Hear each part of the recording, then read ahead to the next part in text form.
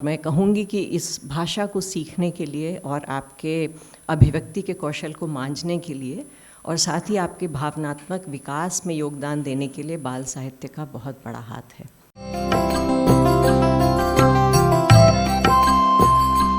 तो सबसे पहले हमारे सामने हैं मनीषा चौधरी। मनीषा जी लंबे समय तक बाल साहित्य और बहुभाषिक समाज में बच्चों की प्राथमिक शिक्षा से संबंधित पठन सामग्री के निर्माण, संपादन, प्रकाशन से जुड़ी रही हैं। हिंदी और अंग्रेजी के साथ ही भारतीय भाषाओं में बाल साहित्य संबंधी उनका एक लंबा अनुभव रहा है। मैं चाहूँगी कि उस अनुभव के परिप्रेक्ष्य में वे आज के विषय पर अपना वक्तव्य दें। मनीषा जी। स्कूल में बच्चा जाता है, ख़ास तौर पे जब उसके घर की भाषा कोई दूसरी होती है और स्कूल की भाषा कोई दूसरी होती है और माहौल जो है वो आदेशात्मक, अनुशासनात्मक बोला था आपने, वो बहुत उससे ओतप्रोत होता है। तो बड़ा हिम्मत वाला बच्चा ही होता है जो उन सब बाधाओं को पार करके वो भाषा में प्रयोग करना चाहे या उसकी हिम्मत जुटा पाए। आमतौर पे जिसे कहते हैं टंग टाइड हो जाना। टंग टाइड हो जाना मतलब आपकी जीभ जो है वो ऐंठ जाती है।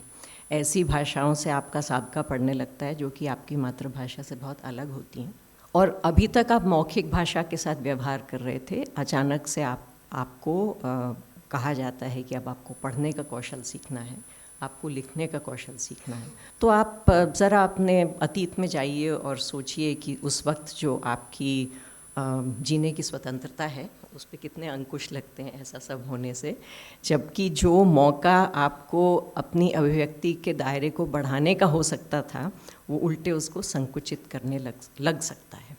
दूसरी बात, जब आपको मारपीट के कुछ कौशल सिखा भी दिए जाते हैं, अगर आप भाग्यशाली हैं, हो सकता है आपकी शिक्षिका सुदीप्ति जैसी हों जो कि बहुत पेशेंस से सिखाती हों, तो जब आप कोई पठन का कौशल सीखते हैं तो सबसे पहले आपकी जो चाह होती है कि हम उसका अभ्यास करें। तो उसका जो अभ्यास करने का जो मौका है, अगर आप ऐसे घर से आते हैं जहाँ प्रिंट रिच माहौल होता है तो बात अलग होती है। नहीं तो सिर्फ पाठ्य पुस्तक एकमात्र आपके पास साधन होता है जिसके साथ आप अपने भाषाई कौशल का अभ्यास करें। और अगर वो पाठ्य पुस्तक आपको रुचिकर नहीं लगती किसी वजह से, और बहुत वाजिब वजह है कि आपको नहीं लगती, क्योंकि बहुत सी पाठ्य पुस्तकें बेहद बोरियत से भरी होती हैं और उनमें ऐसे विषय हो सकते हैं, ऐसे प्रसंग हो सकते हैं जो कि आपके जीवन से बिल्कुल जुड़े नहीं हैं। और जब आप छोटे होते हैं तो आपका जो दायरा है वो धीरे धीरे खुलता है और आमतौर पे आपको उसमें वो दृश्य, वो भावनाएं, वो कुछ ऐसी चीज़ें जो कुछ आपके जीवन से जुड़ी हों और कुछ नई चीज़ें हों, तब वो आपको रुचिकर लगता है।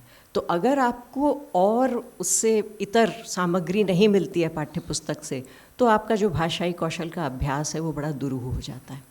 तो इसमें मैं अब अपना प्रकाशक वाला टोपा पहनूंगी और मैं संपादक वाला टोपा पहनूंगी और मैं कहूँगी कि इस भाषा को सीखने के लिए और आपके अभिव्यक्ति के कौशल को मांझने के लिए और साथ ही आपके भावनात्मक विकास में योगदान देने के लिए बाल साहित्य का बहुत बड़ा हाथ है।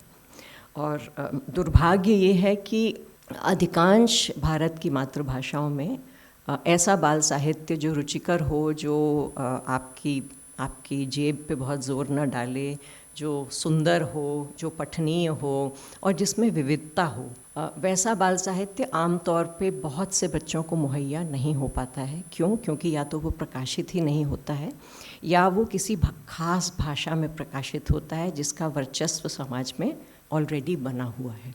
तो जो बड़ी भाषाएं हैं, जो डोमिनेंट भाषाएं हैं, चाहे वो अंग्रेज़ी हो चाहे वो हिंदी हो, वहाँ तो बात अलग है। पर अगर आपकी मातृभाषा इनमें से नहीं है तो जो भाषाई कौशल आपको विकसित करना है, जो कि मातृभाषा की सीढ़ी पे चढ़ता हुआ आगे बढ़ता है, तब आपके लिए वो मामला जो है बड़ा टेढ़ा हो जाता है, क्योंकि आपके पास बहुत कम पठन सामग्री होती है जिसको पढ़ के आप पढ़ने का मज़ा जो है वो पा सकें, जी सकें।